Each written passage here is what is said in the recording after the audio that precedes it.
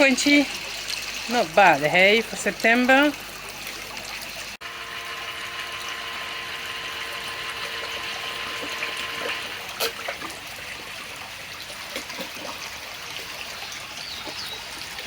This is the most complicated thing I've ever come across in my life. Water.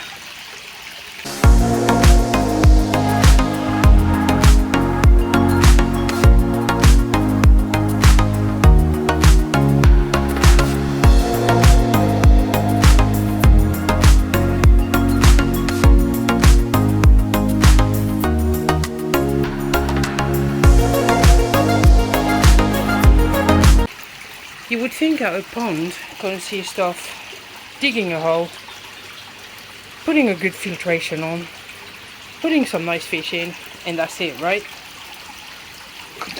This, when you really dig into it, it's a nightmare. So I have studied photography, and studying and understanding light and playing with the light on top of everything else about your camera and composition and all that is not easy. I am a clinical psychologist, qualified clinical psychologist, and I used to work as a clinical psychologist when I was in France. And studying brain, not only the physical brain, but on the top of that, the chemical imbalance of the brain, which helps you to understand behaviors, is not easy. But understanding water and all the other external factors that can have an effect on your water, and how then your water dictates, sort of, because you're still in control to a certain degree, dictates how you're going to keep your fish and what kind of fish you're going to keep. Jeez, this is a minefield. Minefield. So I was thoroughly encouraged to do some research, and I'm not talking about YouTube research, although there are some fantastic videos, but I'm not talking about koi tubers. I'm talking about proper water chemistry experts, and maybe enroll a course that is being developed and done by the organization called Koi, funny enough, K.O.I. There is a module just for water. The trouble is with people like me is when you start digging into these kind of things, oh my god, you can't let go. So here I am, digging into it, giving myself a headache, pardon me, on the top of my work, my daily work, which is numbers, crunching numbers all day long. My poor brain. So although I've never suffered with KH drop in my pond, I've always been between around 8 drops or 8 degrees. Our tap water here has had a major problem for the last 2 months, I would say, and the KH went from 8 at the tap to 6, and then to 5, then down to 3. So of course that has affected my pond to start with. But the biggest thing that has affected my KH, and therefore my pH, has been the heavy feeding. So this is what I've decided to start using the bicarb. What happens is the more you feed, obviously, the more you have gonna have bacteria in your filter, and then this will consume the KH in your pond. So you can combat that by doing regular water changes, which I do because I clean my filter more than regularly, because I want my fish to always have the best water, or the best water that I can create for them, a healthy environment and a clear environment as well for my eyes, because I do like clear water. But obviously that's what happens in summer. The more you feed, the more you're going to have bacteria in the filters, the more this is going to consume your KH. The KH is going to drop and therefore have an effect on your pH. and that's exactly what's happening here. So from 8 I went down to 6, and then I'm down to 3 now. I even went down to 2. So time to do something about it, and then by doing so the Mukashi's tail will hopefully heal a bit better as well, because this will have an effect on everything. There is her environment. She's busy eating as usual.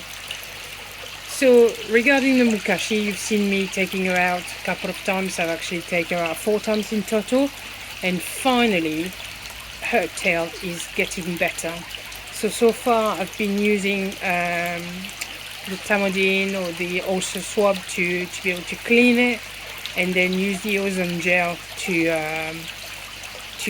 repair her tail, and that has worked to a certain extent, and quite well actually the last time. So last time what happened is I had to cut more tissue around her tail, the necrotic tissue, and now the left side, and I'm going to show you that through the window because here it's too difficult, her left side has fully healed, and the little hole that was in the middle has now almost completely sealed. After talking to my friend Mike, with whom I'm having some fantastic conversation and daily chat about our fish and what we do and what we can change, and giving advice to each other, Mike has advised me to use the propolis, which is a thicker propolis, directly on the tail, and of course iodine, which is a little bit stronger than Tamodine. So I'm going to show you through the window what her tail looks like. So her right side has always been her worst side, but as you can see it looks so much better and cleaner.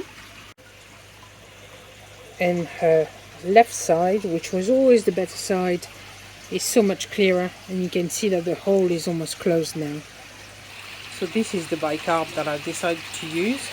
This is food grade, and it's GMO, paraben and aluminum free, so those are all the chemicals that are, you know, being removed in order to create this food grade bicarb. It was recommended to me by my friend Mike Weldon, so thank you very much Mike once again. And 1 cup should raise my KH by 1 degree.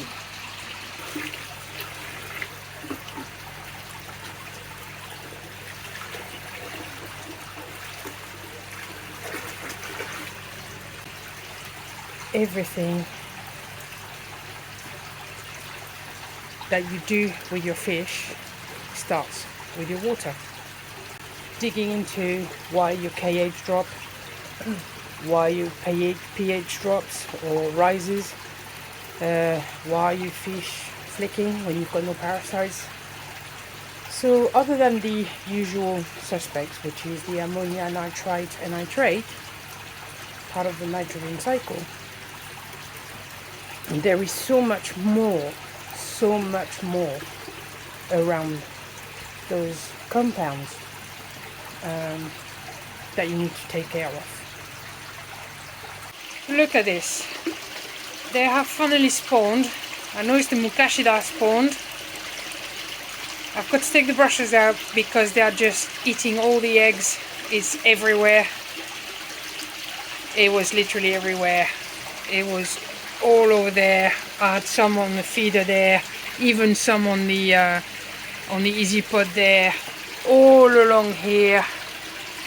But yeah, so let's get the brushes out, eh? She spawned really late. We are the 2nd of September today. Yeah, she looks slimmer. My water has been completely demolished. Right, so I'm just doing a massive water change. I've just cleaned the filters. They're a little bit calmer because you can see the Mukashi has lost a bit of shape.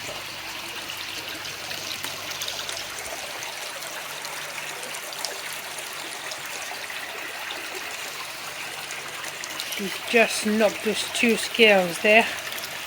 Doesn't look too bad, so she's okay. Oh, the water looks disgusting and it stinks, absolutely stinks. Of course I'm swimming in clothes, don't I? So that makes it worse. Ugh.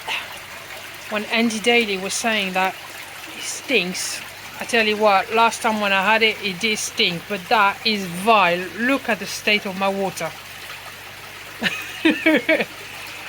Oh my word. Right, better get this brush out.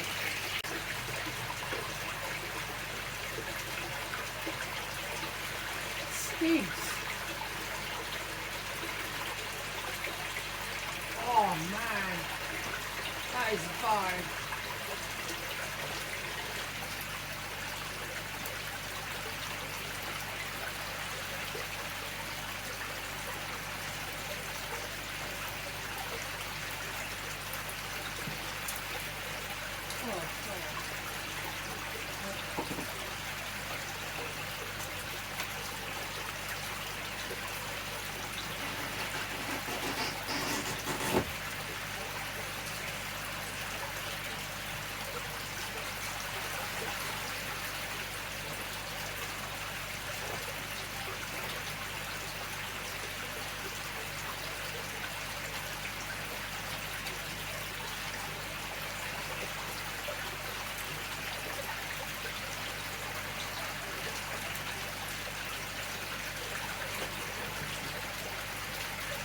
Yeah, I don't know if you can see that. All the eggs are there. Look at this. Absolutely full of it. Full of it. So I'm not going to keep the eggs, obviously. Not interested in breeding, which is a shame in a way because it's the Mukashi, and the males would have been the Goromo, the Kujaku, and the Adam Bayachag. So that could have been interesting, but there is enough rubbish fish around, yeah? Let's leave that to the professional. I've cleaned the easy pot, cleaned the multi-bay, wiped the floors everywhere, the walls everywhere, or the sides.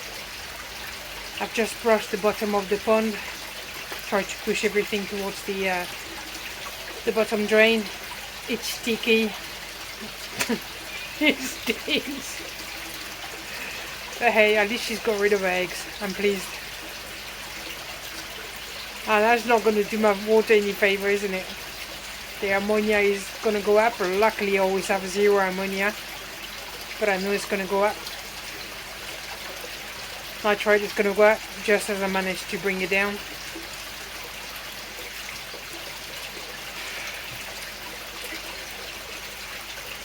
Fish, hey? Koi, hey? Who wants koi?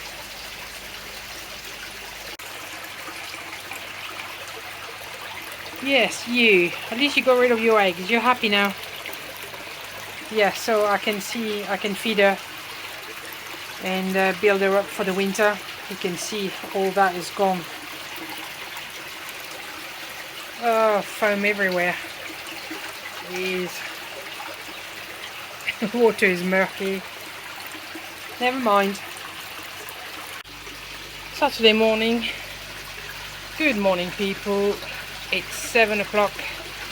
Just doing a massive water change. I had eggs again everywhere in the filters, so I've just already cleaned the multi-bay and flushed 3 times already the easy pod.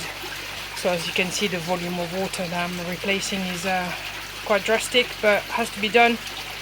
Ammonia, there's still no ammonia, but the nitrate has really shot up. Yeah, I had foam everywhere. The bucket over there of the protein skimmer had removed a full bucket. It was actually overflowing. Yeah, smell is still a little bit there. Water is still a bit murky, although a little bit clearer. I'm not going to feed them for about 2 days. It is drastic. That's why I don't like females. What I'm doing my water change, I'm just going to put the just going to put my bicarb in.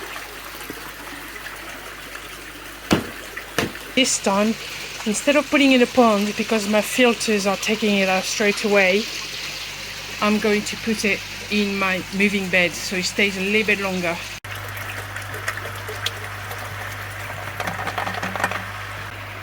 It's just going to foam a little bit. I'm going to have to clean this bin. As you can see, there's a lot of mucus in there. Not good. Protein, all protein mucus that needs to be wiped.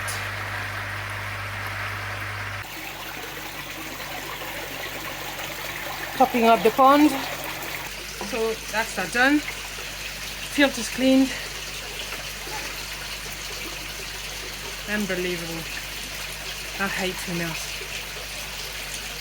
Fish. But yeah. So KH has gone back up slightly by 2 degrees. So that's pretty good in two sessions with 2 servings, should I say. So I want the pH to go back up to 7.5 and the KH to go back to between 6 and 8. Testing my tap water and the KH is at 8, so perfect. They're not happy. They want to eat. Right, next job.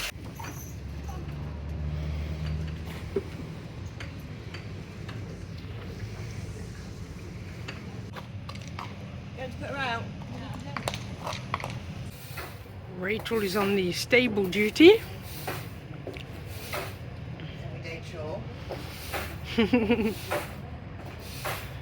And I'm on the wheelbarrow duty. Lovely. I'm done in fish, chicken and a horse. Have animals, they said. It's fun. It's cool.